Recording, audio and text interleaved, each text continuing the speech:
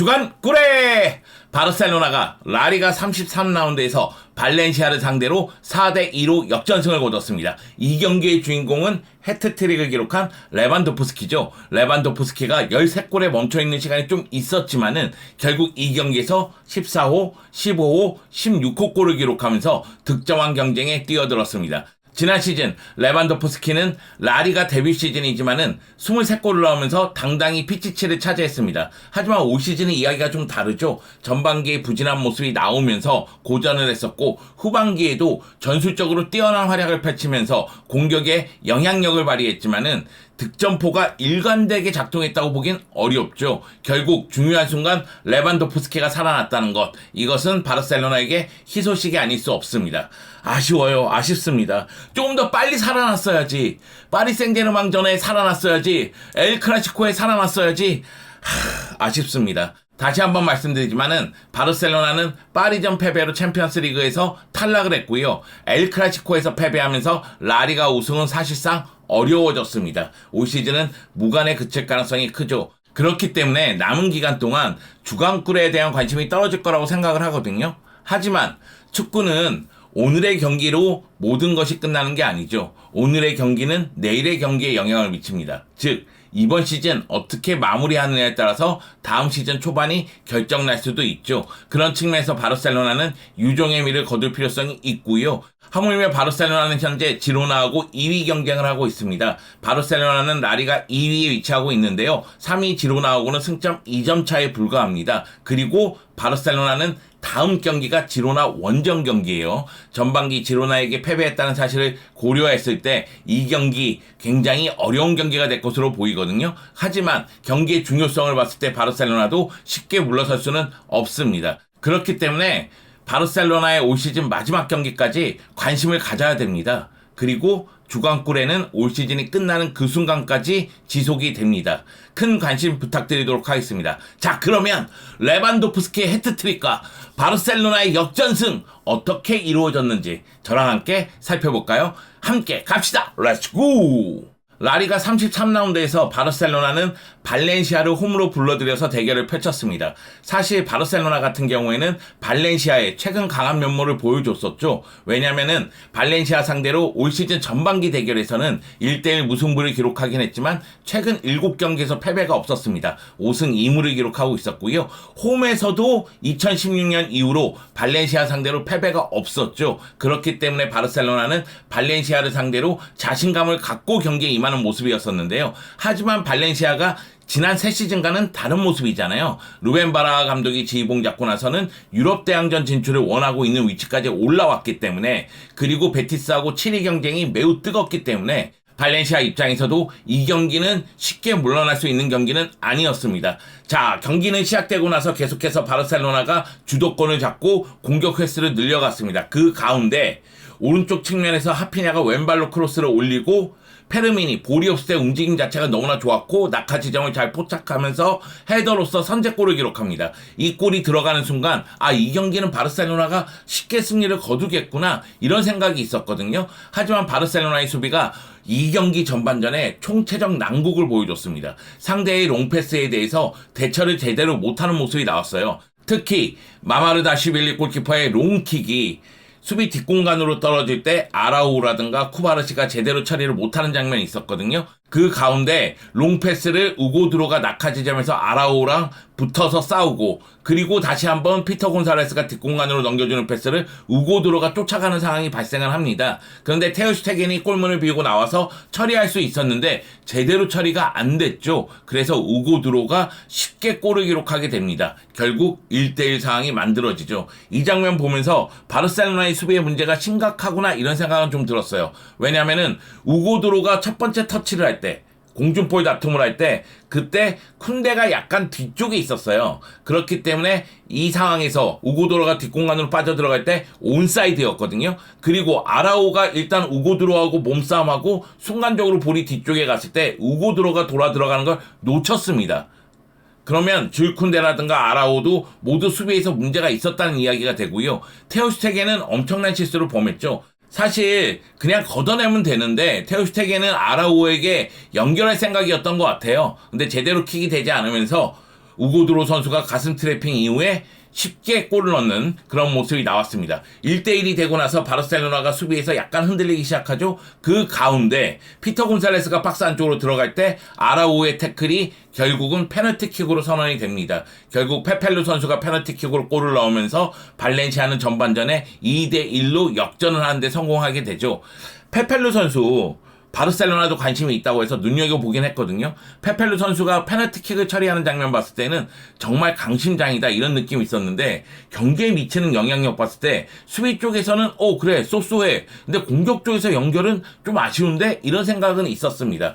페펠루 선수가 이 경기에서 넣은 골은 자신의 리그 6호 골이고요. 그리고 리그에서 6골 모두 페널티킥으로 넣었습니다. 그런데 문제의 장면이 나오죠. 전방 막판 라민 야말이 볼을 쳐놓고 뒷공간으로 들어갈 때 마마르다시빌리 골키퍼가 박스 바깥쪽으로 나와서 볼을 끊어낸다는 것이 핸드볼 반칙을 범했습니다. 그래서 퇴장을 당하게 되죠.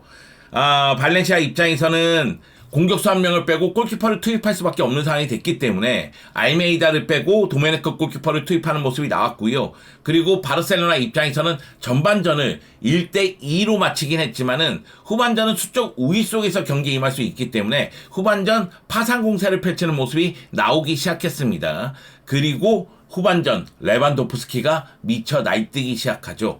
코너킥 상황에서 균도안이 올려줬는데 레반도프스키가 헤더로서 골을 넣으면서 동점골을 기록하게 됩니다. 물론 이 장면에서 페르민의 위치와 움직임은 논란의 여지가 있습니다. 왜냐하면 페르민이 볼터치를 하지 않았지만은 플레이에 관여하는 움직임을 보여줬거든요. 그럼에도 불구하고 골이 인정된 것을 봐서는 저는 하비게라 선수가 페르민보다 오른발이 약간 뒤쪽에 있지 않았나. 그래서 온사이드가 된 거 아닌가 이런 생각이 들었었는데 스페인 기사를 보니까 페르민의 움직임 자체가 플레이에 관여하지 않았다. 그래서 온사이드로 보고 골이 인정된 거다. 이렇게 나왔더라고요. 발렌시아 지역 여론은 이 장면을 두고 발렌시아가 바르셀로나 원정에서 골을 도둑 맞았다는 표현을 했습니다. 저도 이 장면 보면서 페르민은 플레이에 관여했다는 생각이 들었어요. 그래서 온사이드라면 하비게라의 발보다 페르민이 약간 뒤쪽에서 들어가지 않았나 이런 생각을 했는데 만약의 경우 플레이에 관여하지 않았다는 판단하에 온사이드로 봤다면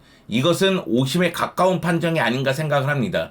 제가 오심이다 이렇게 얘기하는 게 아니라 가깝다고 표현하는 거는 플레이에 관여하거나 관여하지 않은 부분에 대해서는 주심이 판단하는 부분이 어느 정도 있거든요. 그렇기 때문에 오심에 가깝다는 표현을 하는 것이고요. 그리고 또 한 가지 생각이 든 거는 지난 엘 클라시코에서 라민 야말의 유령골이 골로 인정이 안 됐잖아요. 그 부분 때문에 보상성 판정이라면 이건 더 큰 문제다. 이런 생각은 좀 들었습니다. 여하튼 레반도프스키의 이 골은 발렌시아 입장에서는 굉장히 기분 나쁜 골이다. 이렇게 이야기할 수가 있겠습니다.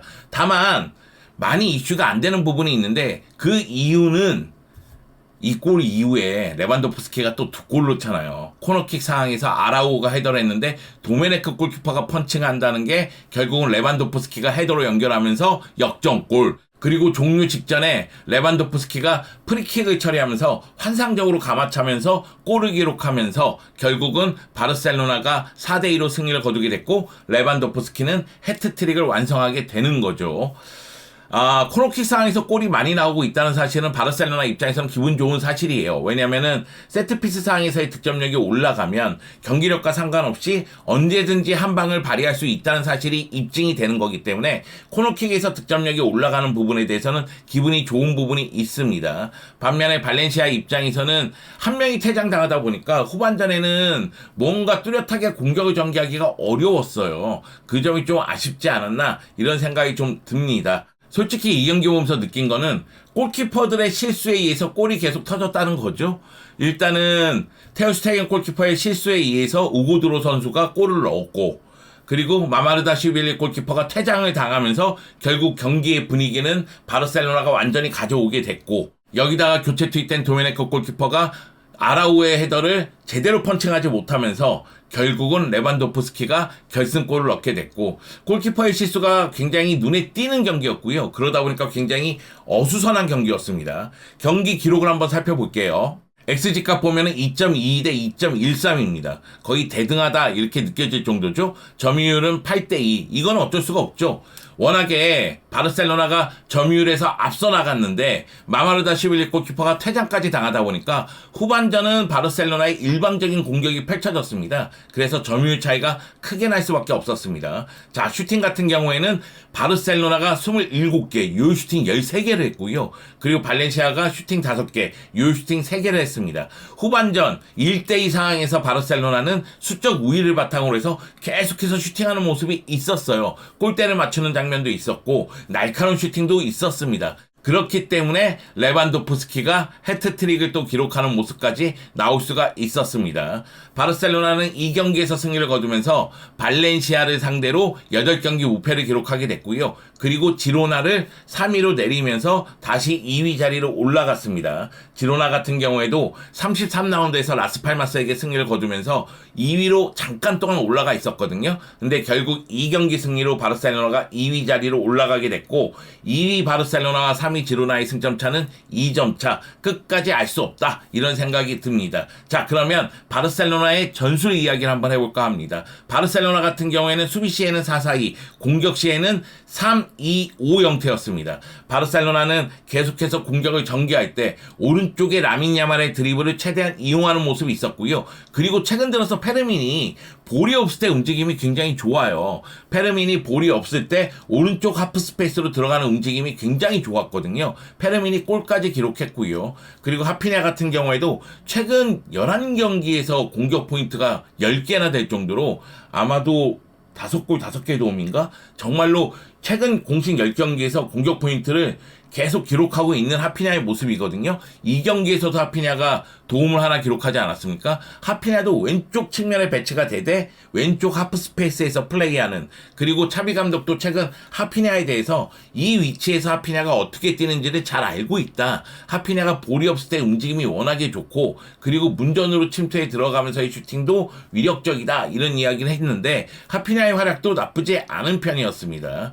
그리고 칸셀로도 날카로운 슈팅을 보여줬죠. 공격 쪽은 정말로 날카로운 모습이 많았어요. 왼쪽에 칸셀로, 오른쪽에 라민 야말, 그리고 하프 스페이스 같은 경우에도 왼쪽 하피냐, 오른쪽 페르민, 최전방은 레반도프스키. 그렇기 때문에 공격은 계속해서 위력을 발휘하는 모습이 있었습니다. 문제는 수비죠. 사실 칸셀로가 공격을 전개할 때는 왼쪽 윙어처럼 위로 올라가기 때문에 3백 형태로 공격을 전개하잖아요. 이거는 크게 보면 두 가지 의미가 있죠. 3-2 형태를 할 때 빌드업이 조금 더 원활하게 이루어진다는 점, 그리고 또 한 가지는 라인을 위로 올리면서 공격을 전개하니까 상대가 빠르게 역습했을 때 센터백 3명이 결국은 상대의 역습을 제어한다는 점이거든요. 물론 이제 쿤데 같은 경우에는 후반전에는 많이 올라와서 플레이하는 모습도 있긴 있었습니다. 그런데 아라우가 흔들리면서 테오 스테겐이 흔들리면서 2골이나 실점했단 말이에요. 그러다 보니까 전반전 중반에는 차비 감독이 아라우를 오른쪽 측면으로 돌리고 쿤데를 중앙 쪽으로 돌리는 모습이 있었고요. 그리고 후반전에는 이니고 선수를 투입하는 모습도 있었습니다. 여하튼 수비 쪽에서의 안정감이 좀 부족하긴 했지만 결국 마마르다시빌리 골키퍼의 퇴장으로 인해서 수적 우위를 차지하게 됐고 수적 우위를 통해서 계속해서 공격을 전개하는 모습이 있었어요. 물론 공격 쪽에서도 이야기할 부분은 있습니다. 발렌시아가 4-4-1 형태로 후반전 수비 쪽의 집중력을 최대한 높이다 보니 공간을 만들기가 쉽지 않았던 건 사실이긴 한데, 그렇다 할지라도 후반전에 터진 레반도프스키의 3골은 다 세트피스에서 나온 골이거든요. 코너킥에서 2골, 프리킥으로 1골. 그런 측면에서 봤을 때는 조금 더 능동적으로 만들어갔어야 되는 것 아닌가? 이런 생각은 좀 듭니다. 제가 바르셀로나 공격을 봤을 때 선수들의 움직임이 위력적이에요. 위력적입니다. 그런데 예측 가능하다고 해야 될까요? 선수들의 움직이는 공간 자체가 어느 정도 정해져 있다는 느낌이 들었어요. 페르민의 첫 번째 골 장면 한번 생각해 보세요. 하피냐가 측면으로 많이 빠져서 크로스를 올리죠. 그 가운데 하피냐가 주로 침투하는 그 공간 쪽으로 페르민이 들어가서 낙하 지점에서 헤더하는 모습이 나오거든요. 그렇기 때문에 발렌시아의 수비수들이 페르민을 모두 놓치는 장면이 나왔던 거예요. 근데 후반전에는 물론 상대가 수비 쪽의 집중력이 올라갔고 바르셀로나 같은 경우에는 수적 우위를 바탕으로 해서 공격을 전개하는 모습이 나오다 보니까 상대는 일방적으로 수비하고 바르셀로나는 공간을 찾으려고 하는데 그게 어려우니 골을 만들기가 쉽지 않았겠지만 조금 더 파괴력을 보여주면서 힘으로 압도하는 경기가 나왔어야 되는 거 아닌가 그런 생각이 좀 들기도 합니다. 사람 욕심은 정말 끝이 없죠. 네, 세트피스에서 골 터진 거 칭찬하면서도 더 많은 골 넣어야 돼! 막 이렇게 얘기하고 있으니까요. 제가 생각해도 저는 욕심쟁이 우후훗. 네, 자, 차비 감독의 인터뷰 봅시다. 차비 감독이 경기 끝나고 나서 일단 이겼다는 것은 긍정적이다. 우리는 괜찮게 플레이했지만 실수를 저질러서 불편한 경기를 했다. 세트피스를 준비하긴 했지만 더 뛰면서 많은 찬스를 만들고 싶었다. 저도 그래요. 제 마음이 이렇다는 겁니다. 포지션 공격이 좋지 않았다. 그래도 팀의 태도와 스태프들의 노력이 기쁘다. 이렇게 얘기했는데 사실 이 경기는 차비 감독에게 매우 중요했습니다. 일단 지로나하고 2위 경쟁도 있지만 차비 감독이 잔류하겠다고 발표한 다음에 첫 경기잖아요. 차비 감독의 잔류에 대해서 긍정적인 시선도 있지만 부정적인 시선도 있습니다. 그런데 잔류하겠다고 하고 첫 경기에서 패배를 당한다? 그것도 발렌시아에게 홈에서 그러면 또다시 부정적인 여론이 더 커질 수가 있었거든요. 그런 측면에서 차비 감독 입장에서는 다행스러운 승리가 아니었나 그런 생각이 듭니다. 자, 이 경기의 주인공은 누가 뭐라고 해도 레반도프스키입니다. 레반도프스키가 이 경기에서 해트트릭을 달성했잖아요. 슈팅 5회, 요슈팅 5회. 슈팅 때리는 것마다 위력적이었습니다.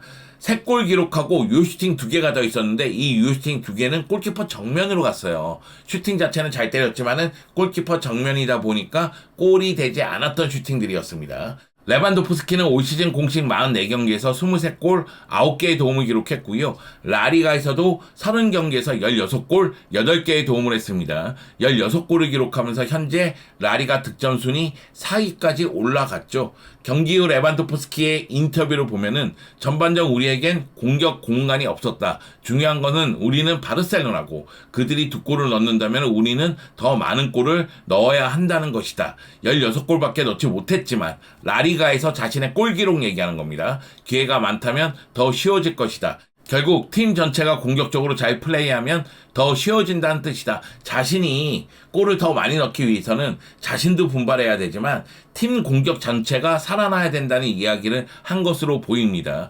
레반도프스키가 부활했거든요. 자, 그러면 득점왕 경쟁은 굉장히 치열해지겠죠. 현재 득점 1위는 지로나의 아르텐 도브비크로 19골입니다. 그리고 득점 2위는 17골을 기록한 비아레알의 세르로트와 레알 마드리드의 주드 벨링엄입니다. 그 다음이 레반도프스키죠. 16골을 기록하고 있으니까요. 물론 오사수나의 부디미르도 16골을 기록하고 있고요. 헤타페의 마요라는 15골을 기록하고 있는데 최근 들어서 마요랄이 득점포를 제대로 가동하지 못하고 있죠. 제가 봤을 때는 16골을 기록하고 있는 레반도프스키, 부디미르까지가 득점왕 경쟁을 할 것으로 보입니다. 남은 경기가 5경기입니다. 5경기에서 피치치가 결정이 나겠죠. 가장 유리한 고지를 선점한 것은 19골을 기록하고 있는 도브비크가 맞습니다. 하지만 세르로트, 주드 벨링엄, 레반도프스키, 부디미르 모두 득점력을 갖추고 있고요. 그리고 흐름만 잘 타면 파괴력을 보여줄 수 있는 선수들이에요. 그래서 피치치를 장담하기는 좀 어렵지 않겠느냐 그런 생각은 좀 듭니다. 마지막 순간까지 지켜봐야 되겠죠. 그리고 이 이야기를 할까 말까 고민했어요. 아라우오에 대한 이야기인데요. 아라우오가 사실 이 경기 공격 쪽에서 굉장히 날카로운 모습 많이 보여줬어요.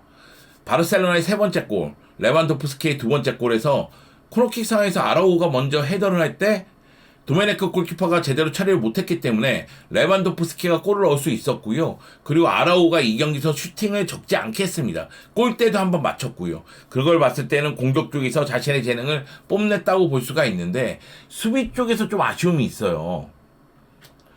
파리 생제르맹전 퇴장 이후에 약간 흔들리고 있는 것 아닌가 이런 생각이 좀 들거든요. 집중력이 좀 떨어지고 있는 것 아닌가 그런 아쉬움이 좀 있습니다. 그리고 아라우의 올 시즌 라리가 기록을 보면 아라우가 큰 실수를 많이 범했다는 느낌이 듭니다. 레드카드 2장, PK 2차례 허용, 그리고 골로 연결된 실책이 2개나 됩니다. 그러니까 6개나 직접적으로 실점과 연결되는 실수를 범했다는 얘기가 되고요. 이거는 라리가 최다입니다. 물론 아라우의 재능을 봤을 때에는 지금 이런 기록들은 무의미할 수 있어요. 결국은 아라우는 올 시즌 자신의 문제점을 극복하고 조금 더 성장할 거라고 저는 생각을 하거든요. 다만 아라우 입장에서는 수비 시에 집중력을 계속 유지하는 방법, 그 부분에 대해서는 신경을 좀 써야 될 것 같아요. 그리고 김도환 이야기를 좀 하자면, 김도환 이번에는 침묵을 지켜. 또 아라오 태클이 어쩌고 저쩌고 그래서 PK를 내줬네 어쩌고 저쩌고 그렇게 얘기하지 말고 아라오에 대해서 얘기하지 마. 그냥 침묵을 지켜. 아라오도 알고 있어. 우리도 알고 있어. 그 경기 전반전에 아라오의 수비가 문제가 있었다는 사실을 김도환 네가 얘기하지 않아도 아라오는 알고 있어. 그러니까 얘기하지 마. 괜히 분란 조장하지 마. 내가 이런 걱정까지 해야 돼? 참. 그렇습니다. 자, 바르셀로나의 남은 일정 봅시다. 34라운드 지로나 원정 경기. 이 경기가 매우 어려운 경기예요. 지로나 입장에서도 홈에서 바르셀로나를 또 잡으면서 2위를 차지하고 싶은 욕심이 있을 겁니다. 그리고 35라운드 소시에다드하고의 홈 경기, 36라운드 알메리아하고의 원정 경기, 37라운드 라이오 바에카노하고의 홈 경기, 그리고 38라운드 세비야하고의 원정 경기가 남아있죠. 물론 지로나전만큼 소시에다드전, 세비야전도 어려운 경기가 될 가능성은 큽니다. 여기다가 알메리아가 현재 라리가 순위에서 최하위에 머물고 있잖아요. 강등 위험에 직면한 상태이기 때문에 만약에 바르셀로나하고 대결하기 전에 강등당하지 않는다면은 바르셀로나 전에 사력을 다할 가능성도 존재를 하죠. 여러모로 어려운 경기가 남아있다고 보면 되겠습니다.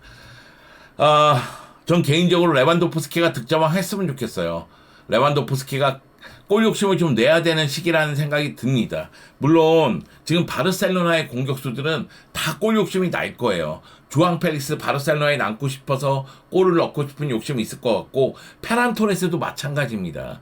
여기다가 하피냐라든가 라민 야말도 골 욕심이 날 수밖에 없는 상황 아니겠어요?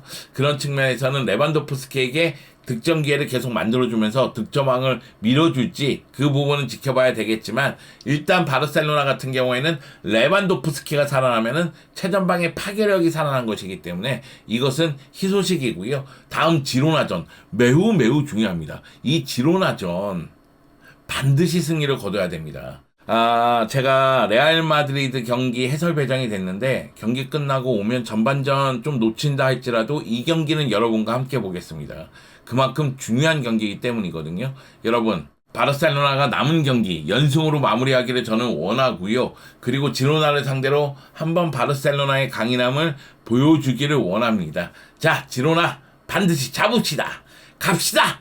레반도프스키 계속 골을 빵빵 넣어줘.